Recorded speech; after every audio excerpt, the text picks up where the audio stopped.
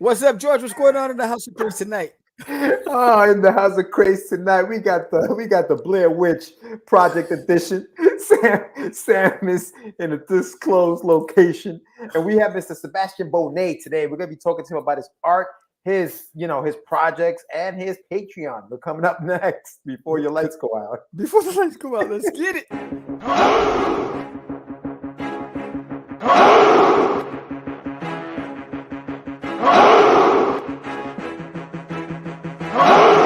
We are the only show for independents all around, giving you a platform to spread your word all over town. Cause the Craze is the place to promote to your fans with the dream of Medina and Sam the Crazy Man. Subscribe to our show and never miss an episode. It's time to get your mans, listen to us on the go. Updated every week, we never miss a day. Join the squad, come on in. It's time to catch the craze. If you are an independent, catch the craze. Making moves on your own, catch the craze. On your grind in the streets, catch the craze. Join the movement, catch the craze.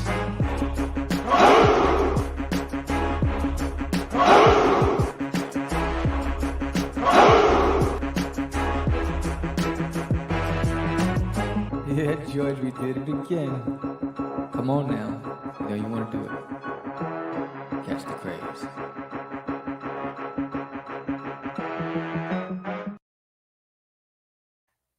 Oh, snaps. Hi, welcome to Catch the Craze podcast. I'm your host with the old Sam the Crazy Man. There's no music because I'm using my laptop because the power keeps going out. What's up, John? And we're George Medina. There you go. What's up, George? Medina. Welcome everyone to another interesting episode of Catch the Craze. We are live with Sam in the dark room over there. His power keeps going out. His laptop keeps going, looking up. It's ridiculous. But we are live. We are live. It is Wednesday, August 10th, 8 p.m.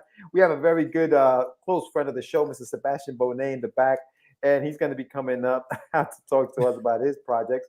But if you haven't done so yet, Sam's going to make everybody very dizzy. If you haven't done so yet, please subscribe to the channel, hit the like button, comment below, do all those things. I don't think Sam's got all the fun stuff. I got that. All right. So make sure you subscribe.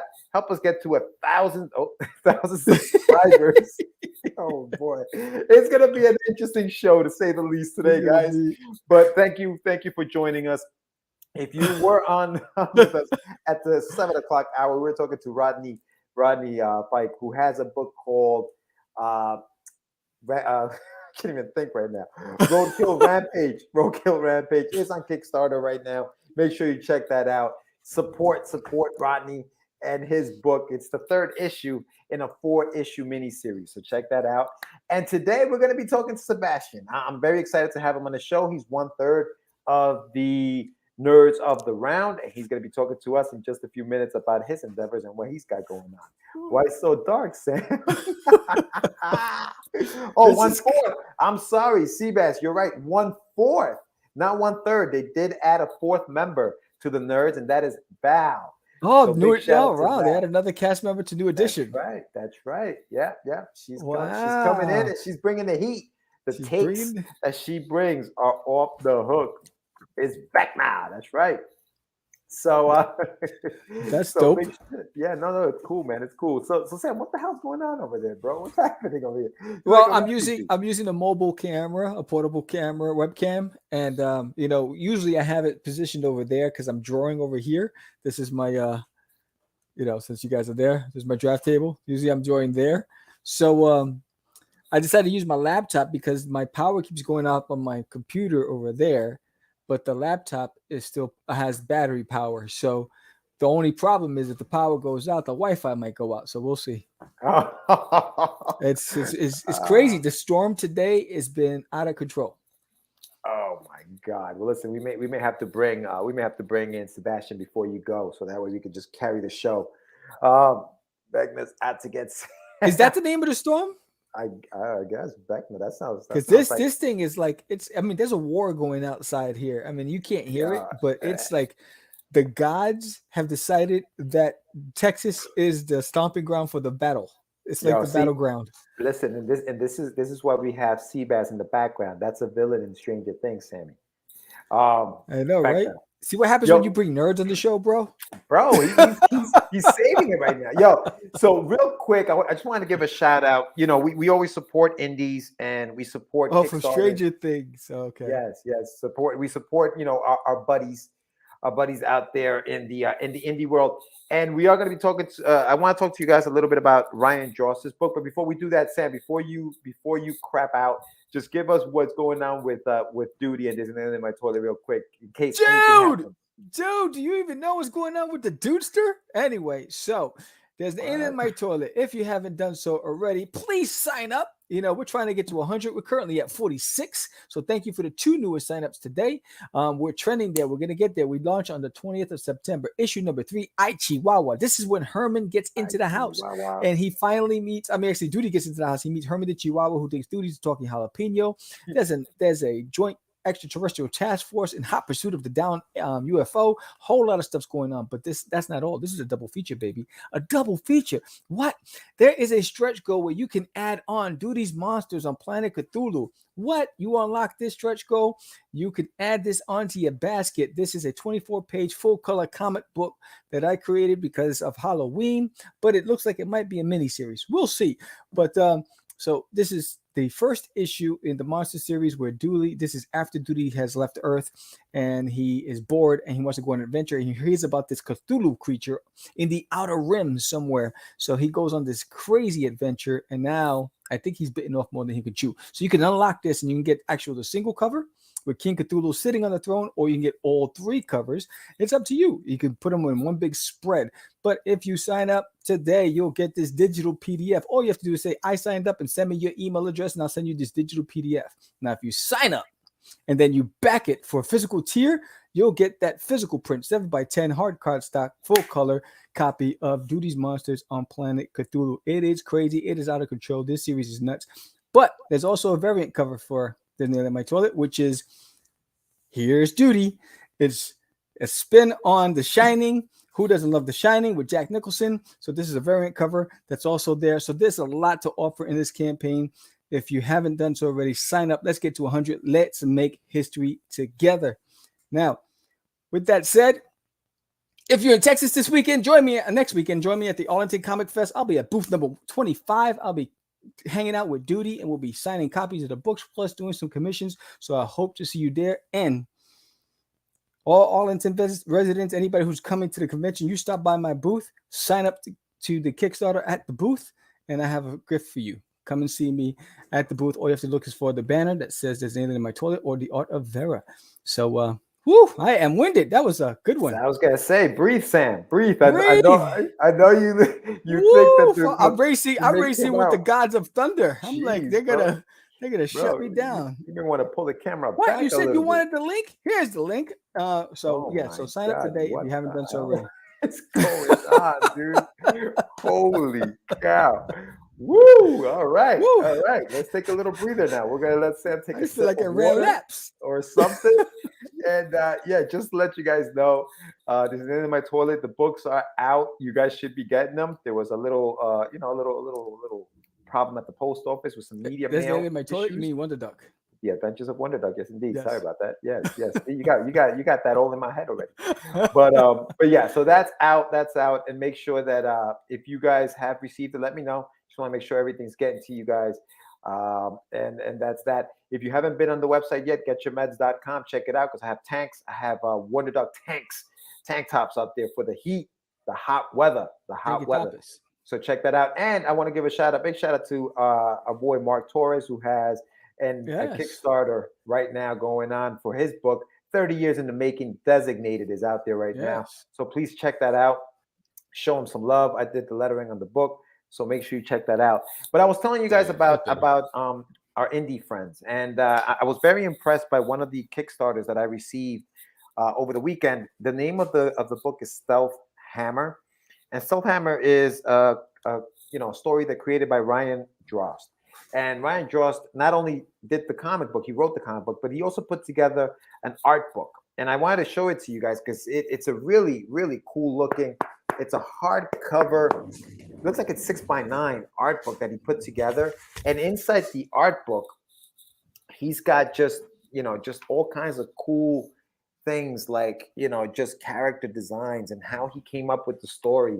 It's a 48-page, really, really cool looking book. And I just wanted to give him a shout out because, these are the kind of things that indies, put their heart and soul into when we're doing these Kickstarters, when we're creating some of these things. And he definitely put some really, really effort and hard work into this thing, this hardcover book. It's a 48-page book, and I'm glad that I got it in the Kickstarter because I didn't expect it to be that amazing looking. So big shout out to you, Ryan Joss, and the book Stealth Hammer. If you guys haven't done so yet, follow him on social media. Search Stealth Hammer, just like it's written there, Stealth Hammer, on IG, on Instagram, and give him a follow. His name is Ryan Joss. Very, very talented writer. So make sure you check that out. I just wanted to give him a quick shout out to let everybody know that that's out there because we don't. We got to spread the love. Spread the love. Spread the love. Yes, indeed. Yes, indeed. Yes. But yeah, no. Speaking of spreading the love, we have Mr. Sebastian Bonet in the back room, and he's got a show called Nerds of the Round. That's right. He is co-hosting with Tone from Across the Hall, Law, and now Val, who joined the team not too long ago. Is it Val, the neighborhood pal? Wow. Because you got Tone from Across the Hall, you got Law. Did he have anything that goes with Law? I'm sorry, guys. No, it's just Law. They all need a hook. I'm sorry, guys. It's Val, bro. It's Val. Simply Val. She's a dope ass artist too, who needs to be doing more things online. Because if you see her stuff, it's off the chain. But yeah, no, and they discuss nerd topics. Yesterday they were talking about Prey, the new prequel to the Prey every day before dinner to the Predator series, and they were talking about Sandman, which made me go out there and get this, bro. Look at this bad boy. The Sandman, Neil Gaiman's The Sandman. I started reading this thing off the hook. I was talking to you offline, Sam, earlier today, and I was telling you about how I have a love-hate relationship with that writing, right? Because I was at Terrificon, and Garth Ennis was doing a panel, and he was talking about how back in the 80s, late 80s, when the British writers started coming into writing comics and you started seeing some of their writing, they got dark with it. They started writing some of the darker stuff. And I love it as a 45-year-old man. But I feel like that was the end. That was the end of the innocent, goofy, funny, comics that we used to get back in the days. Then it got serious. Then everybody wanted to write some serious stuff. Right. That light is all up in our face. All up in our face, son. Hold on. So I'm like, why is it so dark in here? Oh my God. We got spotlights all over the place. I know, but you know what? They're for the other side anyway. Whatever. Yeah, you're right. They took away the innocence of comics. And as much as I love him now, like I love reading that stuff. Like I'm having a blast reading this thing. I'm like, damn. Imagine if that had never happened. I wonder where comics would be today. That's I guess that's a topic for another day. But yeah, Sam's in the closet, son. But anyway, enough stalling, Sam. Why don't we bring in our guest before you? Well, let's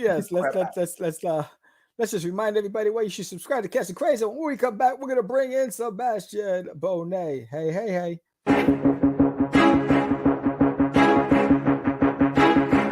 It's Monty Moore. I'm a 30-year comics veteran in comics, games, and movies, and you've been watching one of my absolute favorite podcasts, Catch the Craze. You are watching Catch the Craze. What am I listening to? And you're listening to Catch the Craze. Where are all the indies at? A Catch the Craze podcast.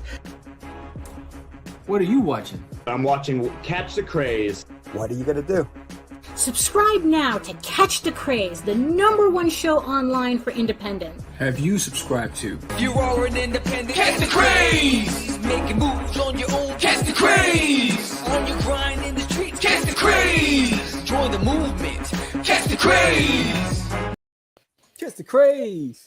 All right, so what's up, Sebastian? Yo, what's up? It must be the night I come on that it gets all chaotic in here. Thank you. Bro, what is going on? Welcome to the show, Mr. Sebastian Bonet, 1/4 of the Nerds of the Round. Yeah, 1/4 now. God, I totally forgot. You got to kick my ass. Good job, though. Good job, man. Thank you for coming on the show, Seabass. you, Welcome guys. back. Sam, I don't know how longer we have Sam on. Listen. You don't see. I'm surprised you can't hear it and don't see it. But when you see the flashing lights, it's just Looks like he's it's in crazy hiding, out there, bro. My dogs are like panicking because normally when it happens, we go to the room together and they huddle up. So they're downstairs screaming up a storm. Yeah. Yo, so Yeah, bro. Seabass, I wanted your take on what I was talking about as far as the Neil Gaimans and the Alan Moores and Garth Ennis of the world, right? Like that they brought in these darker comics, these darker themes in the comic books. Do you think that took away King Nerd of the Round Tables in his house? Do you think that took away a little bit of the innocent comics that we had before that? I don't think it took away from the innocence. I think it added a layer. When people that's a political answer. Yeah, it is. And I'm gonna give you a political answer. Let's go. You too, for $1 can get a political answer. No, I think it added a much needed layers for comics to bring in new readers who didn't like the campiness or all that. And also too, you had a lot of readers who were growing away from a lot of because again, there's still an innocence of comics, but comics have always been in a way political even before these writers that came in. But I think it just added a new layer like an onion. We're gonna go like an onion. We're going with the onion effect. I had that conversation with Aniba today, Sam, and he said the same thing. It added to it, but I think it's perspective because, and I think Sam, we agree on this. I think it took away. You guys think it added, and so there's that debate on the two sides. Well, and I didn't mean to get into that so early because we haven't even introduced you to the people that are watching. It's fine. Just to chime in on that, I think what it did was it overshadowed to the traditional comics, and what it did was because it worked so well. Then now the emphasis or the focus was more of it. So they wanted more darker, grittier stuff, and it overshadowed a lot of what we were used to. But I mean, that's always a cycle of comics. When something's popular, it's going to overshadow everything else that's there, and so it's like an even playing ground. Because like, look at the '90s that we have with comics. We had big, shoulder pads, huge, like muscular dudes and all that. It was like who can now design the most craziest looking character, and then we had that image wave. So I feel like they had their wave, and then you had the image wave. So it's like in comics, you always get this wave of stuff that overshadows a lot of stuff, and then eventually it just evens itself out at the end when the next thing comes in.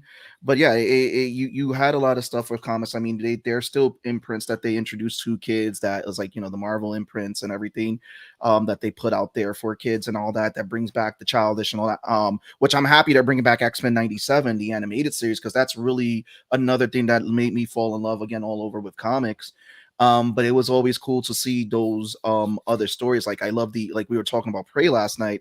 I kind of schooled everybody about the Dark Horse and how Dark Horse had all the Aliens and Predator comics. And those were some phenomenal stories that if 20th Century Fox had followed what they did in the comics, they would have had a great, successful franchise. But now it's up to Disney to do whatever they want to do with the Aliens and Predator franchise. Yeah. Sam, did you see Prey yet or no? No, I don't have Hulu. Oh, okay.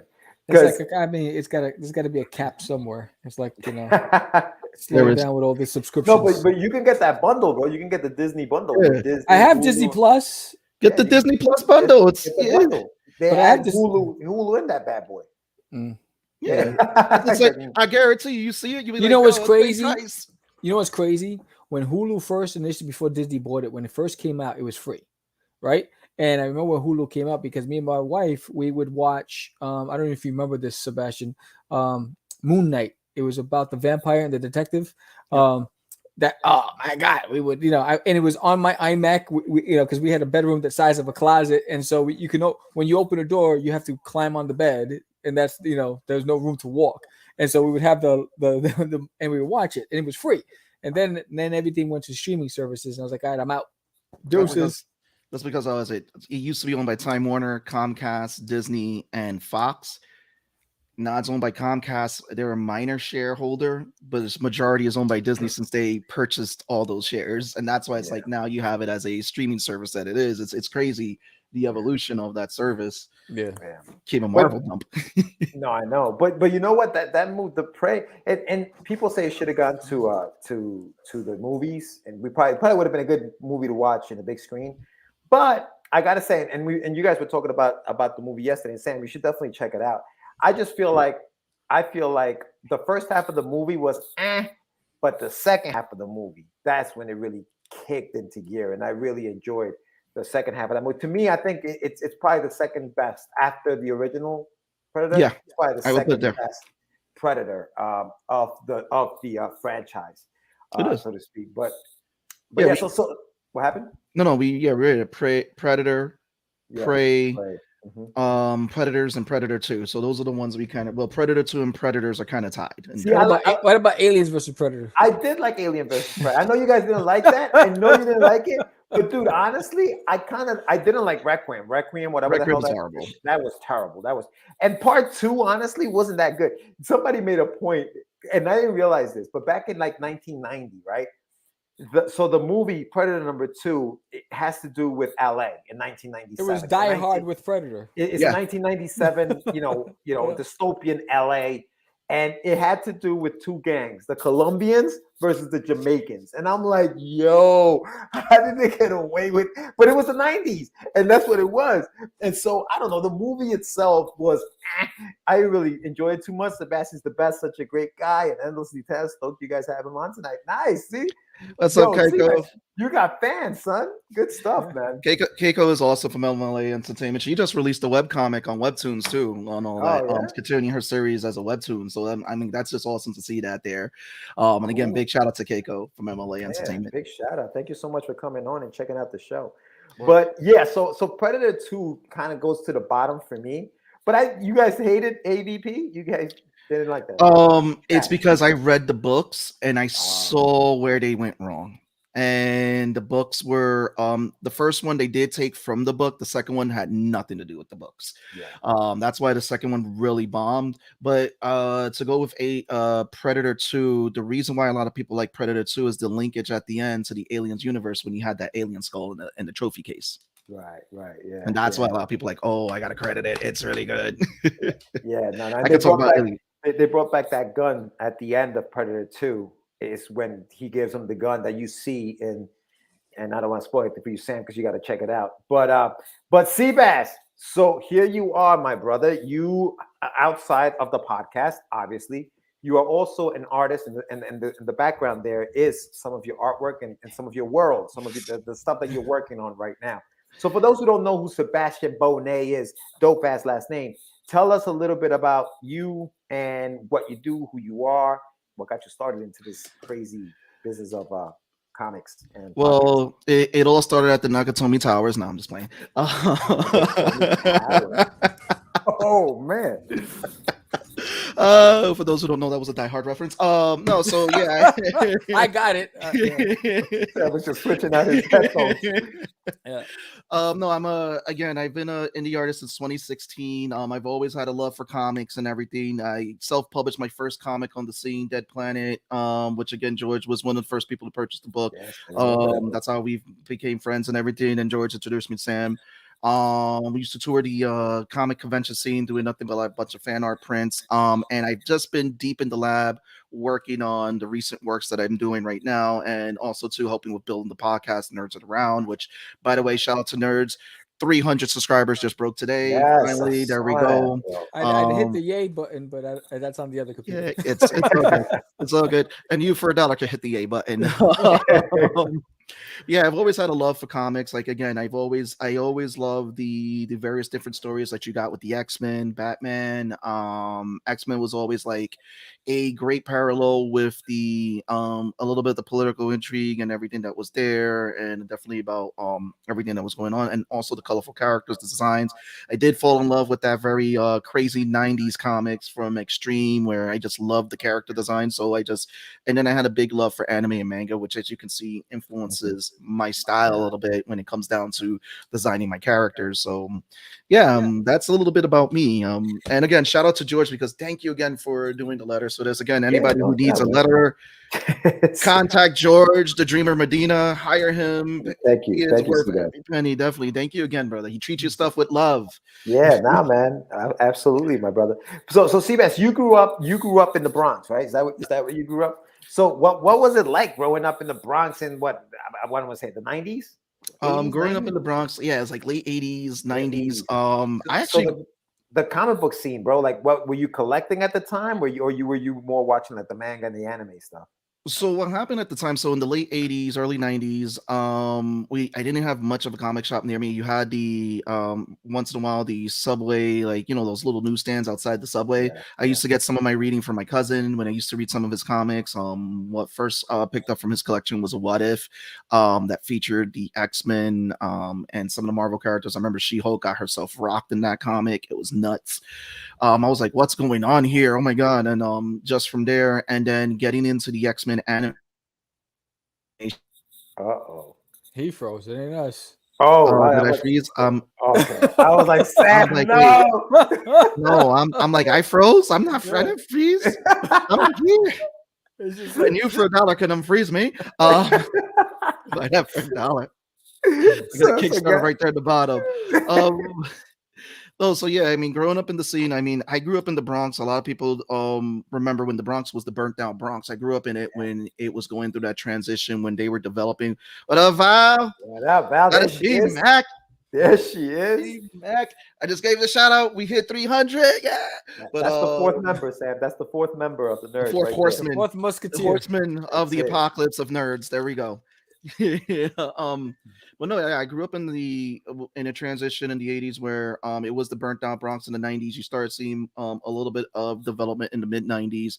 Like there was as I remember, it was crazy where I grew up. I lived across the street from the Bronx Zoo for many years. Like literally over from my window, you could see into like the zebra exhibit across the street. So I got this. So I had a little bit of nature right there. But no, I remember on my way to school. Yeah, bro. I mean, I had the best view. But I mean, I grew up in the area. Like I remember some people say like you grew up in little like Puerto Rico because it was a big Spanish community, Dominican, Puerto Rican, Mexican. We were all there. The block parties were wild. So it's like there was a lot of culture that was there and everything. It was West Farm Square. So those who just want to check out the area, it's completely different from when I grew up now. But I just remember again. Smell. That smell. Yeah, it's the best smell. Nice. Yes. You were safari just about every day, bro. That was good stuff. Yeah, I mean, I worked at the Bronx Zoo. I used to get in there for free like crazy because it's like I didn't like the trick for the Bronx Zoo. You don't go on Wednesdays. Everybody and their mother went on Wednesdays. You went on the days that you paid, and you knew how. You just walked in like you owned the place. That's how it was back in the day. Security didn't stop you. You just walked in like, yeah, I work here. Nice. They didn't check your ID. That was my favorite. That was my favorite place. Every summer we went to the Bronx Zoo. You're probably one of the people I had to clean up for when I worked there. That must be why. I have wild stories working there. You probably weren't working there yet when Sam was going there as a kid, bro. Sam's like, No, I was going there in my adult years. Oh yeah, how old are you? When I first started dating Des, we went like 10 years in a row. Oh damn, 10 years in a row. Every year. I told you I loved it. It was one of my favorite places. Jeez, you're so romantic, bro. I met my wife at the zoo, not the Bronx Zoo, but the Central Park Zoo. That's how I met my wife. Oh wow. It's just the zoo references. So, and the reason why I was asking you about just like where you grew up, Seabass, is because I thank you so much for allowing me to do the lettering for the book. Yeah. And I've been able to read obviously the book itself and some of the characters, and they say writers write what they know, right? And so some of the characters in your story, I can tell were people, or maybe just not people that you knew, but they definitely had that vibe. You know what I mean? When they, like for example, Charles and Mercedes, who we can talk about in just a few minutes, they definitely have that. Did you incorporate a lot of that stuff into your story subconsciously, or did you do it like on purpose? Like how did that happen? Both. So as when it came down to writing for the characters and I was trying to think how would this character sound, I was actually pulling from various conversations, various things, in base characters a little bit on different people from time to time, and just like how people. I gotta say D&D was one of the funding factors that help with writing characters, because with D&D you have to dive into your character and pretty much think of the character's mindset. You gotta kind of separate yourself. So whenever I was writing these characters, I had to separate myself and think about like how this person, oh, I know this person, this is how they would react in this situation. And then also too, I was just thinking about like, yeah, right, this is what I grew up with. This is how people were, family and everything, like the way you played together and all that. The like you see in the part 2 that came out, you got a little bit of the play fighting between the Micah and Kyver and that. And I was like, I remember doing that with my uncle, and I remember people doing that with their family members. So I was like, let me incorporate that. So there's definitely a driving thing there, family. And just looking at like these are characters I really want to tell the story, and these are characters I want to write at them voice, because that's what I was familiar with, especially growing up in a big family when everyone got together on weekends. So I kind of like saw that, like, let me pull a little bit here, pull a little bit there. And then even just fun personalities, like when you're out with your friends, that's Miz was just someone who just speaks his mind as one of your friends who's out there who always just like running the lip and everything, all that, and just like speaks his mind because he's just a fun guy. That's who he is, and that's how I was writing him. Yeah. Now you mentioned Dead Planet, which is like your first book. You have a new book out now, which we're going to talk about, Concrete Combat, right? Are those two linked? Explain that a little bit, because I know you were working on a book called Dead Planet, and then that changed. Did that become this? Like, can you talk about that a little bit? They're still separate. So Dead Planet's actually getting reworked. I'm actually working with Alex Sapunzi. We just took a small break from it for a little bit, but we've have the bullet points because Dead Planet's its own separate thing. Because Dead Planet was actually my love for Aliens, Predator, and The Thing. That's where that came from. This Concrete Combat actually spun off of a joke print I was going to do. I was like, oh, it would be funny to draw like a NBA style character looking like he's ready to go, like Dragon Ball Z-ish. So it had that roots there. And so it all started from an idea from a print. The print didn't see a light of day, but then I was like, this will be cool as a story. And I remember talking to Hutch. He's like, that will be a dope idea. When I go, yeah, I'm thinking about calling it Concrete Combat. He's like, dude, go with it. Then it was heavily influenced at one point by Hunter x Hunter. I had a whole story ready to go. I had done already a few panels for a webcomic. And I looked at it, I was like, this is not ready. This is not the style. I'm like, I love the characters. This is not right. And then that's where I got this iteration. So it's been deep in the lab, working on it. And then finally I was like, this is perfect. This is the script. Gave it to a few people. Eric Hutch, gotta thank him because he helped edit the first script for this too, because he read it. He's like, yo, this is, and when I sent him the final edit, he was like, this is dope. And I was like, I knew I had something. So let's go. And his son read it too, and his son was like, this is dope, Daddy. I was like, I got it. No, it's cool, man. And you referenced D&D, Dungeons and Dragons. I know that's a big influence in, I guess, the creative process of it. I've never played Dungeons and Dragons. I don't know how to play Dungeons and Dragons. For those who maybe are not, I mean, I'm sure that people watch you like, dude, really? You don't know how did that influence? Like, what is it about Dungeons and Dragons that maybe influenced this? So I mean, what influenced it was it was funny. So I had played Dungeons and Dragons before Tommy became our DM. I played it with another group. I didn't get too into it, and I fell out. Then Tommy was like, yo, I want to do a D&D game with you guys. He's the DM. That's the guy who narrates the story, and puts it together and takes you to these worlds and kind of does the descriptions and all that. So wait, hold on, Seabass, real quick. All right, so I'm gonna be like Tom Hanks in freaking Philadelphia, or I should say Denzel Washington in Philadelphia. Treat me like I'm a 4-year-old, okay? Oh yeah. How does that? Okay, so when you talk about Dungeons and Dragons and stories, and you have a narrator and stuff, how do you play that game? Like, what is it? What is Dungeons and Dragons? It's all the luck of the dice. So let me just pull it out right there. My man's ready. He's ready to roll. So you pull it right there. It's all the man, you can't see it because of the background, but it's a D20. It's all the luck of the dice. The dice kind of helps with narrating the story. You could kind of call it group narration.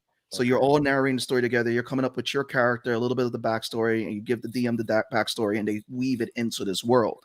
The dungeon master creates. That's what they call we'll call him the head narrator for people. He's the head narrator of the story. He is building this world, and he's kind of incorporating your characters in there. And what's great about Tommy, he's not there are dungeon masters out there, narrators who railroad it, which doesn't help for the experience. He kind of lets you go off on your own to help you and kind of like let you develop your character. So when we started this, we all were very brand new. He was a brand new DM, and the storytelling just went from there. And I told him, listen, you give me the go of playing a villain character, I'm going to play a villain character. And I'm going to give you a backstory and everything. I'm going to play it like I'm a wrestler. And in the beginning, I was playing like a heel version of like, how would I be like a bad guy to get people upset at me and everything? So that's how I was thinking about it. But then I was like, I wanted a backstory for this where people were like, why are you doing this stuff? Oh, there's a reason he does this stuff. And when I gave him the reason, because he asked me, it's like, why is your character doing this? Why is he such a douchebag? When I gave him the whole reason, he's like, oh, that makes sense now. I'll allow it. This is dope. And he helps with the narration. Yeah, he allows for he helps with the narration, and he builds this world where your character you put in there existing. So it's like he tells you, like, describes everything when it comes down to the tent. Yeah. Yes. So the dungeon master's responsibility, he describes everything, like when you're walking into the town, like you got a couple of guards, they're looking at you, they're wearing the armor and everything, the red armor. Oh, you have you smell the scents from the shops. Like he describes a lot of that, but then he brings up the NPCs, which is the non-playable characters that you interact with, like the side characters, builds their personalities and everything. And the thing is, with Dungeons and Dragons, there are real rules, unless it's like with magic and everything, there are certain rules, but there are no real rules. You're free to do think of like an open world game like Grand Theft Auto. You're kind of free to do what you want, but there are repercussions to what you do.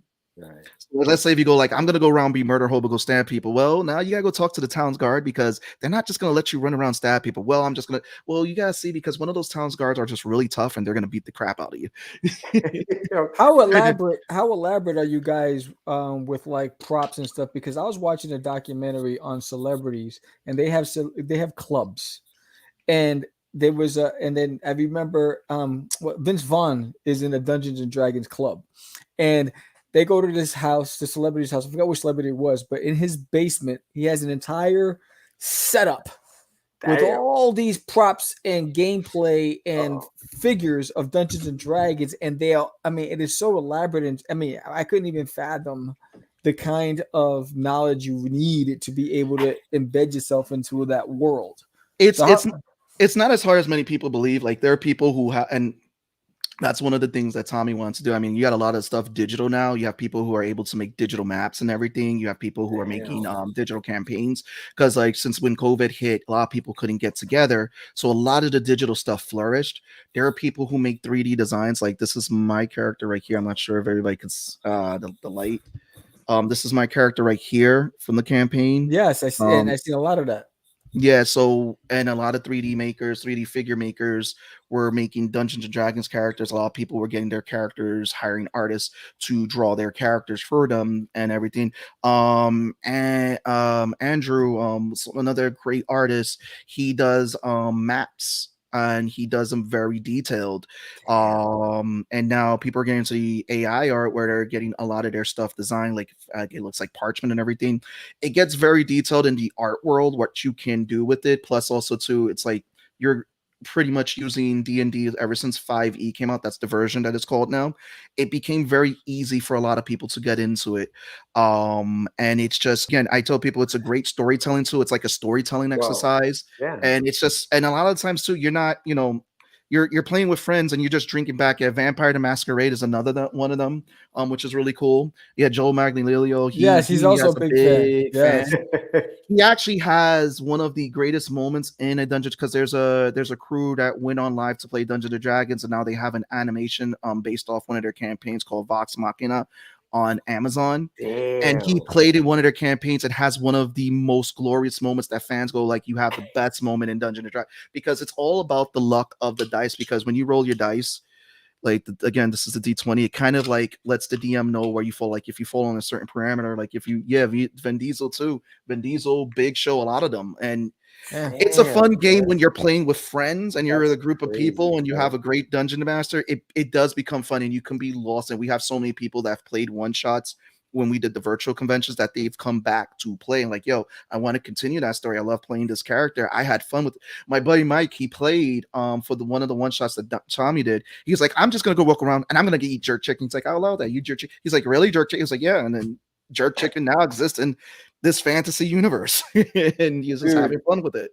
That is insane, bro. But see, that taps right into your imagination. And if you're a writer, I guess this is kind of like the world you want to live in.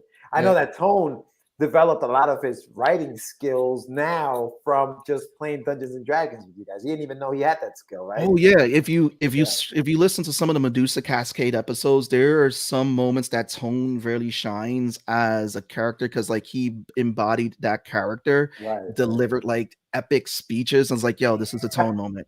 These speeches are just, and I was like, yo, I can't wait till they animate something like this with that speech. They have to write that speech. You cannot change it. And then it's funny because sometimes he will roll low. If you roll really low, like a 1 or something, you kind of fail. And it's like he was rolling low, but it still worked for the game. So the Medusa Cascade, that's another podcast, right? That you guys are involved in, right?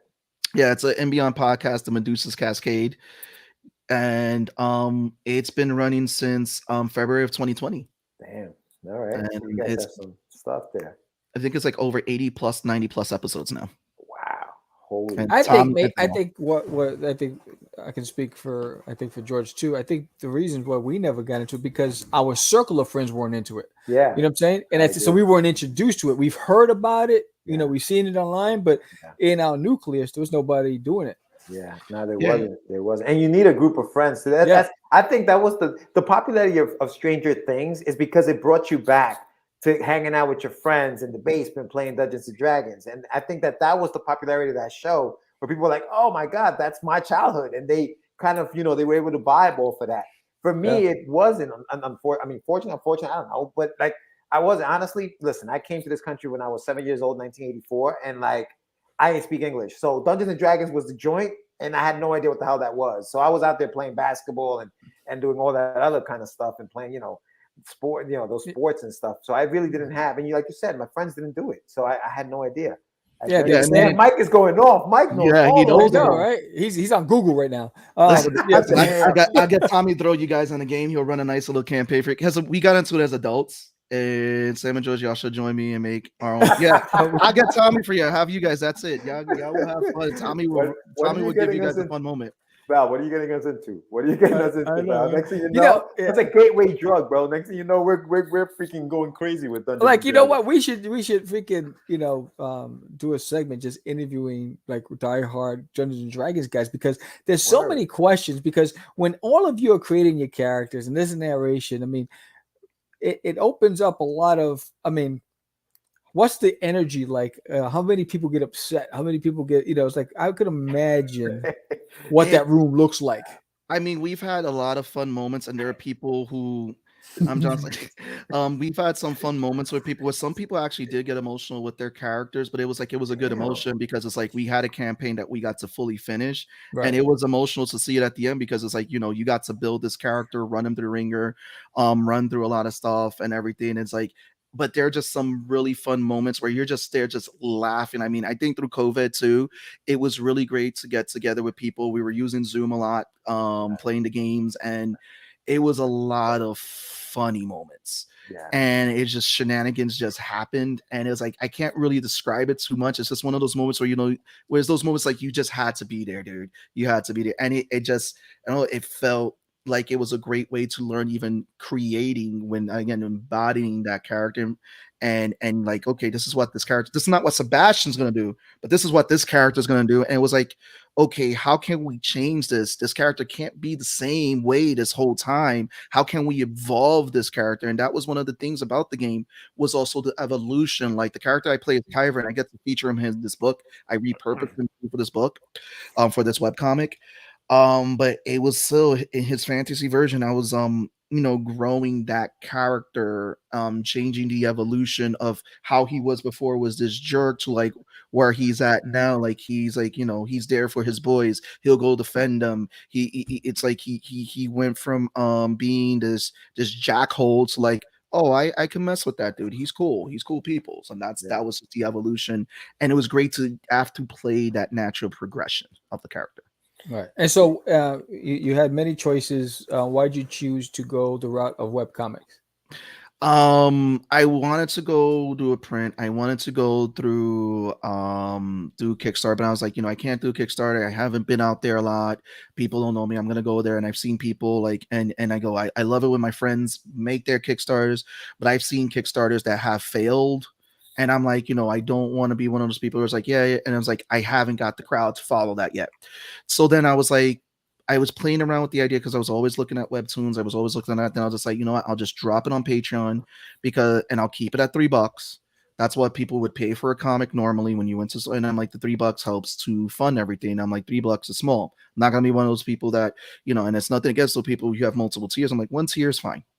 And I decided to do the webcomics because it was more financially beneficial to me right now. Mm-hmm. Because I after when COVID hit, before COVID, I was doing a lot of shows, and I had to take a step back and look at how much was I spending, how much was I doing, and was I bringing in anything? And I go, I enjoy going to shows, but tabling all that, and then having it took its toll. So I had to think. I had to go for me in my, with everything. I had to think what was smart for me to go. And so I was like, let me do the webcomic first, get the story out there. And then once I have enough out there, collect it all as a graphic novel later and have a print run ready for people as a graphic novel / art book later. So this way it's like I'll save a little bit more that way. And then eventually we'll have enough for a nice print one, because this is actually chapter 1 to book 1. I want to get this as 3 or 4 books. With going into this world for Concrete Combat. And so part 1, part 2 of chapter 1 have released. Part 3 releases next Tuesday. And then in September, part 4, the final part for chapter 1 will release.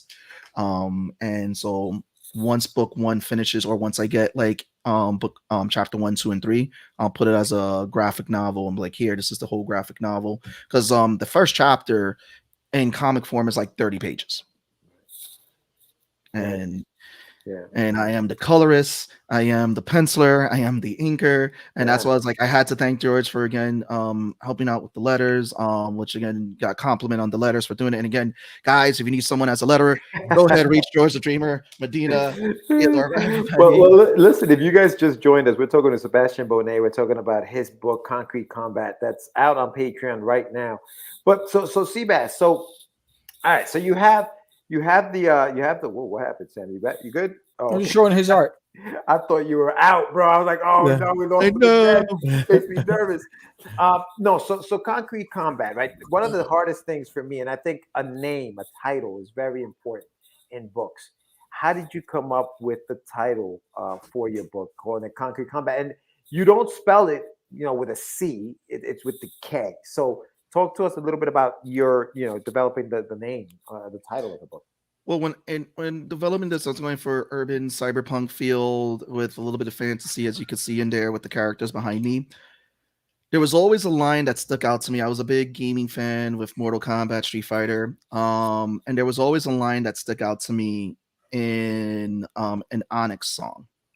Everybody remembers Onyx, the rapper. I do remember Onyx. Oh, yes. Damn, I can't believe you remember Onyx. Outside of Slam, there was another album where it was like it says Concrete Combat. That's where I'm at. And Concrete Combat was always slang for people playing basketball on the court. And I was like, I pull elements for basketball to be in this, as well as MMA to be a part of the sport and all that, because it is a combat sport, and all its essential take some stuff from different sports, but a majority of it does take a little bit from the NBA with the basketball, the hoops, and all that. And I was just like, that line, I loved it. I loved it when the guy said, and I was like, Concrete Combat, that's the name. I gotta go with it, and that's where the name stuck. That's awesome, bro. Are you a big basketball fan? Are you an NBA Used to be for the Knicks before Van Gundy left and all that, and then I just got tired of disappointment. Damn. Yo, they're coming back. They're coming back, bro. Listen, I was part of that era that I used to love the Yankees. I used to follow so many teams, and then it's like, yo, I'm just tired of disappointment. Y'all get paid too much to lose. We in New York. I mean, I was like, go New York, go New York. Go. They got the theme song and everything, and then I'm just like, we get there and lose.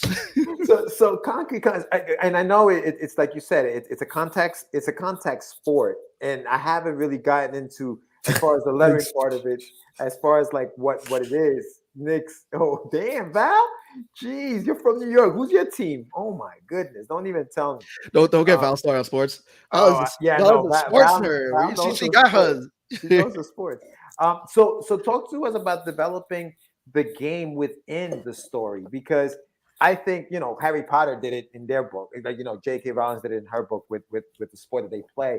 How deep into it? Because I know it's around the story's about this family and the Conquer Combat, but developing the game itself, do you have rules for the game? Like, did you go that deep into like developing the game? So what's going to happen is that people are going to learn the rules of the game as you start to see more games happen. The thing is that the game is going to be a central conflict that's used for companies, the 6 major corporations in there, to prevent them from infighting and all that, and we'll get into that in a second. But when I was building the game, I was trying to think about, I wanted to use some elements of basketball. I'm a big wrestling fan, so I was like, you know what, it'll be cool to have larger than life characters in the middle of the sport. I love mixed martial arts, basketball, so I'm like, it'll be cool to have some contact and all that. So that's why you see some of the people fighting and everything within there. And then I was like, it's used as a sport for these players to elevate themselves in the society, to elevate their status. So it's like, and that's when the class system comes into place, with the top rich class and all those who are in the poor class. The first book, the first chapter, not the first book of the series, we're kind of in the minor leagues of it.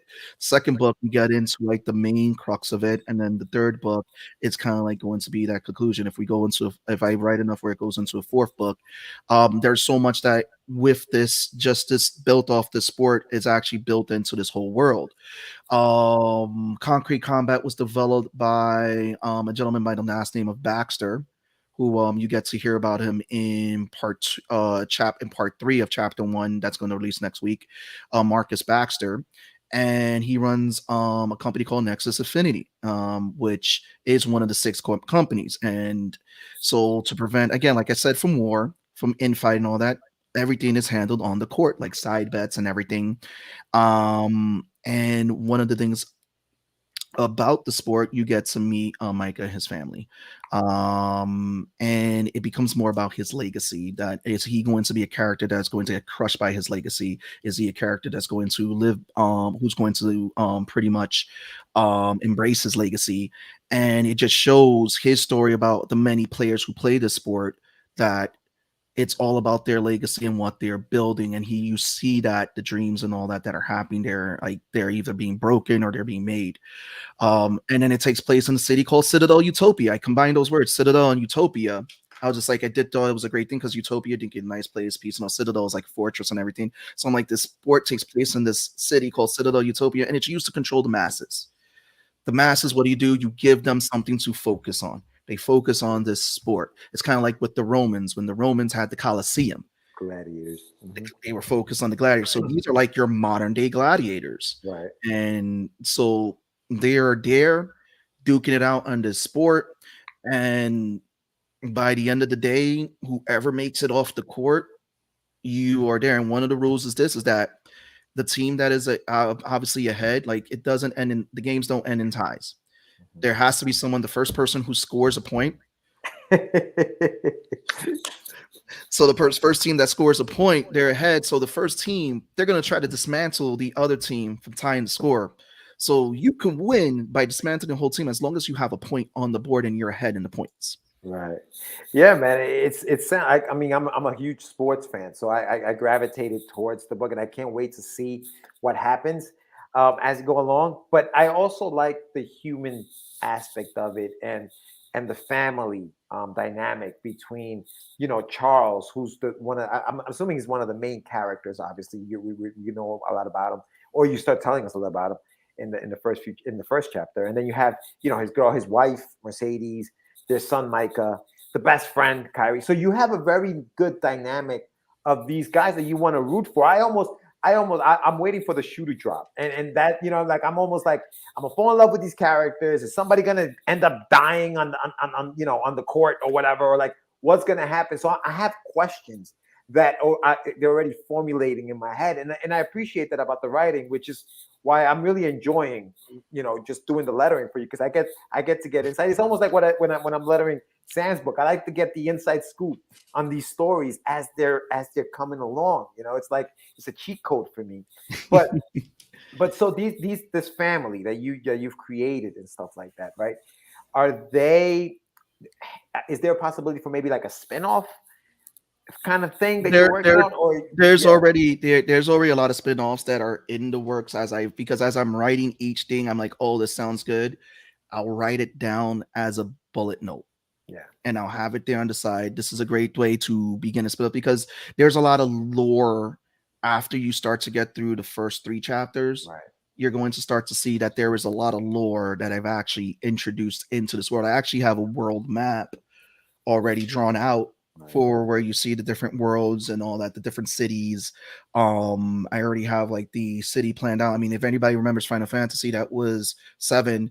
A little bit of the city of Citadel Utopia was a little bit inspired from that. You have the different layers, like I said, of the different class systems and everything that are there, where the different, like you have a section that's only like robots that live there, because you get to see like again, as you see in the crowd, in that second page, it's a very mixed crowd of people.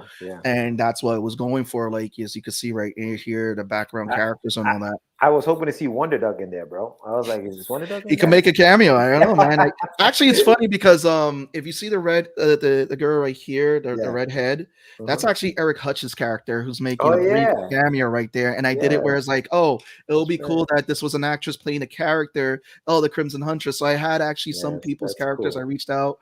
Some people's characters actually made cameos, and you may see more of that down the line. Like, hey, can I borrow this character? Just want them to make a brief cameo. I think this will be fun.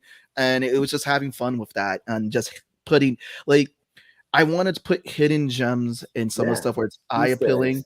But there's also I'll throw it out there, there are going to be some hidden gems in there that have to do with the story later. Right, gotcha. Yeah, no, this looks good, man. Love hearing his creative process. I'm curious what his favorite character thing. Yeah, okay, there you go. So, what is your favorite character or thing to draw? So the favorite characters, I actually have 2. I've been liking Micah, and I love drawing Kyver, because it's always fun drawing a mischievous. But right here, this character right there, the wolf girl that you see right there, I've done a few designs of that character. She actually went through a few redesigns. And then the lion character right there, Lionel Ferocian, who you get to meet next week in part 3, actually, of Concrete Combat Chapter 1 in the series. He's been a character that's was repurposed for the series, who was always in development. I had done another story. Like, there's a few stories I had done that I never released. One of them actually was Lords of New York. I released it on Patreon. So the unreleased comic was never released. I just dropped it on Patreon for people as a again, thank you for supporting. I actually repurposed one of the characters from that series into Concrete Combat, which you get to see them later, and you get a nice little cast of characters. Game of Thrones definitely was an inspiration of the character building and everything. The X-Men, obviously. I love My Hero, which helped, like, just looking at, like, and I just didn't want to keep introducing. I wanted to build these characters, and when I designed them, I was like, I need to have a backstory of why they're here. Right. Yeah. And it becomes more than just the Gordon story. It becomes everybody's story. And yeah, like you said, like, Kyver's been one of those fun characters to design. You get to learn more about him and everything. Yeah, I'm nervous about Kyver, man. I'm nervous about him because I'm like, this guy's really cool. I don't know what he's gonna do with him, man. Like, is he gonna turn on the fan? Like, I got all these crazy thoughts in my head as to what could happen with that character. Well, you just gotta keep reading, see what happens. It's a really, really cool character. And you mentioned, like, I had a question about your inspirations, and obviously there are a lot of things that have inspired your creative process here. Obviously, the world building in a story like Game of Thrones, like you spoke about. But the character designs themselves, like, are these things that you just pop into your head and say, okay, I'm gonna make this character, and I'm gonna do like what's the process behind just developing these characters and the character designs for these guys? I just have an idea of a character and then I start to draw it. I mean, some characters do get inspired. Like I said, I'm very inspired by anime and everything. And then my love for the X-Men comics. So I have like books like this thick of characters, and I would just randomly draw. And then I decided to help with the series, go back and look at some of the old characters I did, redesign them. Like I said, the Wolf Girl, she went through a few different redesigns before I settled on the design that you see right there. Lionel has always been that design. I love the fact of doing an albino lion, and he has the blood red stripes going right through his fur right there. Right. I always had fun with that. And it's just that I don't know, I just draw a character. When I do the design, I'm like, okay, I want to come with a backstory. If I like this design, I want to come up with the backstory, and I'll keep on fleshing out the character. I'll keep on fleshing out the character. Like with Micah's design, his character, his child form was inspired by that very first poster. And I kept fleshing it out until I got the design right there. And Mercedes was just fun. I was messing with her character a lot, and when I decided to settle on her design, it was like, I liked the green tones, the colors were complementary and everything. Her hair, I just wanted something that was just a little bit out there, but like not too much the colors, just something that's a simple design.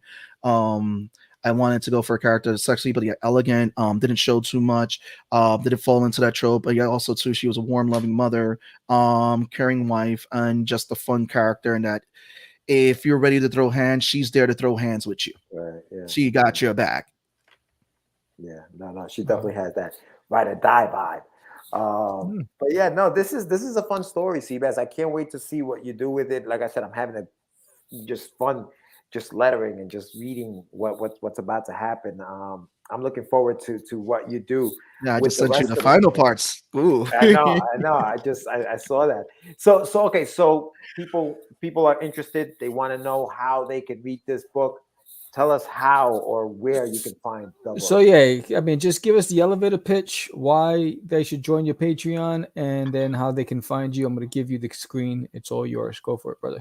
Bam! Sebastian here. Welcome, guys. So for $1, no. So you can read Concrete Combat patreon.com/Bonet Studios. I drop every Tuesday. So next week we're going to be dropping part 3 of chapter 1, and then in September part 4 will drop. That first week of September.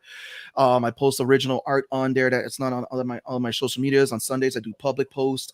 So everyone who is not subscribed can at least take a look, get a sample of the art. Concrete Combat. So Concrete Combat, you're following the story of Micah Gordon. Micah is a young man going through this world to navigate through this sport.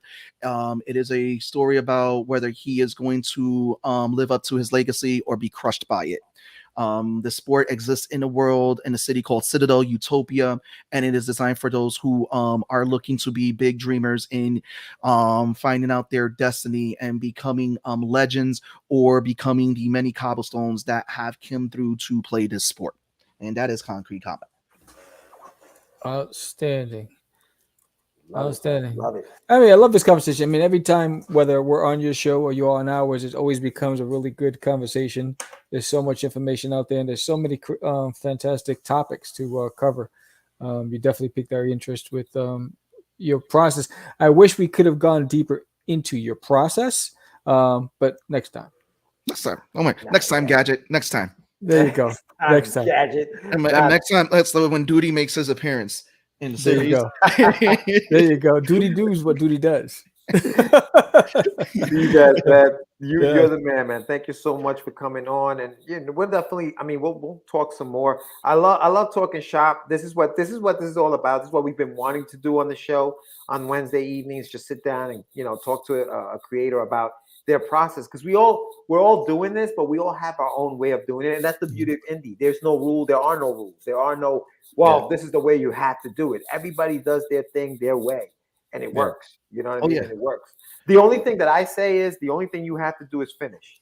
Yeah. Finish your product. We could talk about how everybody does it and everybody's different, but unless you finish it, it doesn't matter. You know what I mean? And to me, it's about getting to that finish line.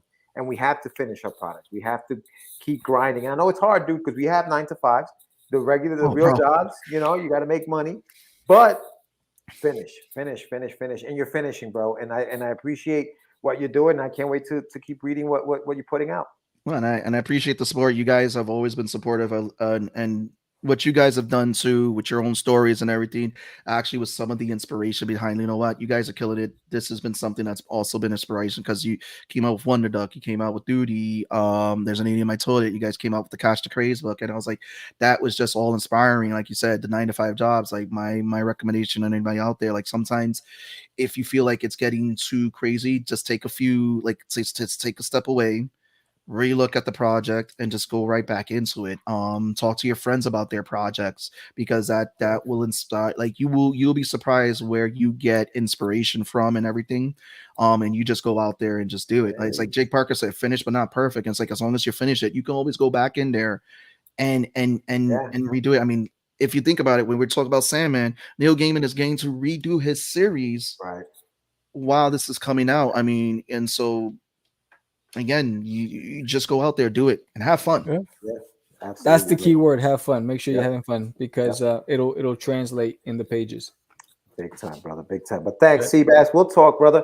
I may see you next week. I mean, hey, listen, don't forget to We're gonna be bringing you guys back on, because we need some friends to come on, because Game of Thrones is coming back on, so we're gonna need some people. Oh yeah, right. that's That's so, was that the my heart.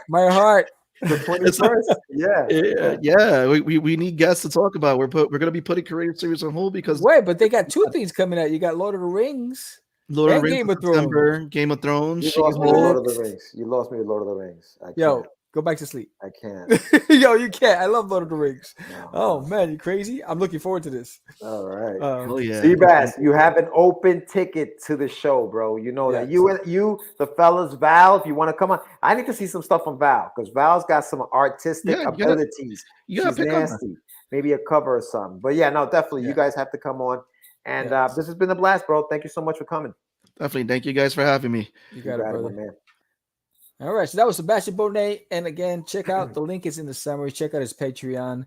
Check out Nerds It Around if you haven't done so already. They just hit 300 subscribers. If you're watching the show and you haven't subscribed to Nerds It Around, go over to the channel and subscribe to that channel today. Really, I mean, these guys go in and they're very knowledgeable. I mean, they cut for topics that I'm not qualified to cover.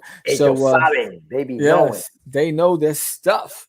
But it was a really good show. 2 good shows. Again, apologize for the gods of thunder that have been shutting me down. I'm on my laptop today, but I adapted and I overcame. Right? I was like, you know what, that the show must go on. Yeah, the computer kept going. That station kept going out, and I'm like, you know what, laptop time. So, it was a good show. If you like this episode, guys out there, guys and gals, you know what to do. Please give this a thumbs up. Subscribe if you haven't done so already. Help us get monetized. We're so close, and your support goes a long way. Good stuff. For show. Yeah. And if you haven't done so already, sign up to the launch of There's an Alien in My Toilet. Link is in the summary. Link is also in the chat. Book number 3, I Chihuahua. It's going to be fuego. Sign up today. We're trying to get to 100. We're at 47 now. So thank you for whoever the 47th person was who signed up while we had live streaming. I appreciate your support. With that said, I don't have the music, but I am Sam the Crazy Man, Vera. George the Gima Medina. And we are out. It's just easy. It's not. Crazy. Acquiesce. No, I was talking about my friend Acquiesce. Say my name, right? This is what you were thinking? Oh, He described me. He said, I'm the what? Catch the Craze. You're listening to Catch the Craze. You're listening to Catch the Craze. You are listening to Catch the Craze. Catch the Craze. You're listening to Catch the Craze.